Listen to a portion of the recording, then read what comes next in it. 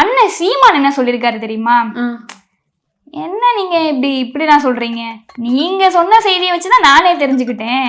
நானாலாம் செய்தியை ஒன்றும் பார்க்க கிடையாது, தெரிஞ்சுக்கிட்டேன்ல. என்ன ஒரு தேர்தல் யுக்தியை வச்சுட்டு நீங்க ஜெயிச்சிட முடியுமா? இல்ல ஜெயிச்சிட முடியுமா? எப்படி முடியும்? நாங்களாம் இல்லையா அப்படின்னு ஒரு விஷயத்த சொல்லியிருக்காரு. இது மட்டும் கிடையாது, அவனுக்கு பணம் இருக்கு, பண கொழுப்புனாலதான் இப்படியெல்லாம் பண்ணிக்கிட்டு இருக்காங்க அப்படின்ற ஒரு விஷயத்தையும் அண்ணன் சொல்லியிருக்காரு.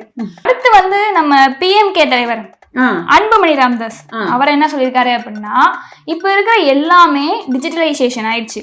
இப்ப ஒரு விஷயம் வந்துச்சு அப்படின்னா எல்லாராலையுமே பார்க்க முடியும். அந்த மாதிரி தேர்தல் யுக்திய தலைவர்கள் வச்சுக்கிறது ஒண்ணும் தப்பு கிடையாது.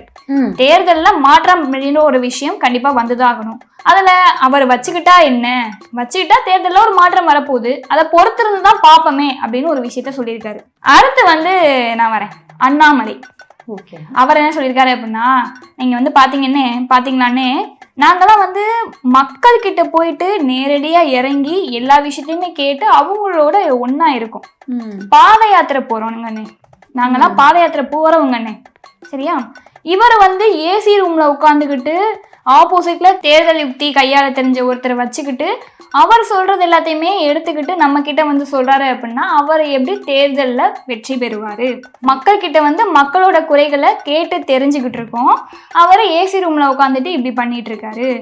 வின் பண்ணிட முடியுமானே சொல்லுங்க?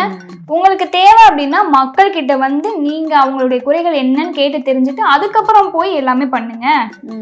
இது வரைக்கும் என்ன பண்ணிருக்கீங்க அப்படின்னு ஒரு விஷயத்த சொல்லியிருக்காரு. ஆனா எனக்கு சிரிப்பு தான் மோகனா வருது. ஏன்னு கேள, ஏன்னா இதே பிரசாந்த் கிஷோர் இங்க பேசியிருக்கக்கூடிய அண்ணாமலை அவர்களோட விஸ்வகுரு மோடி அவர்களுக்குமே ஒர்க் பண்ணியிருக்காருன்றது எல்லாருக்கும் தெரிஞ்சதுதான். ஸோ மறுபடியும் அண்ணன் இந்த இடத்துல சொல்லியிருக்கிறது கொஞ்சம் நகைச்சுவையா தான் இருக்கு.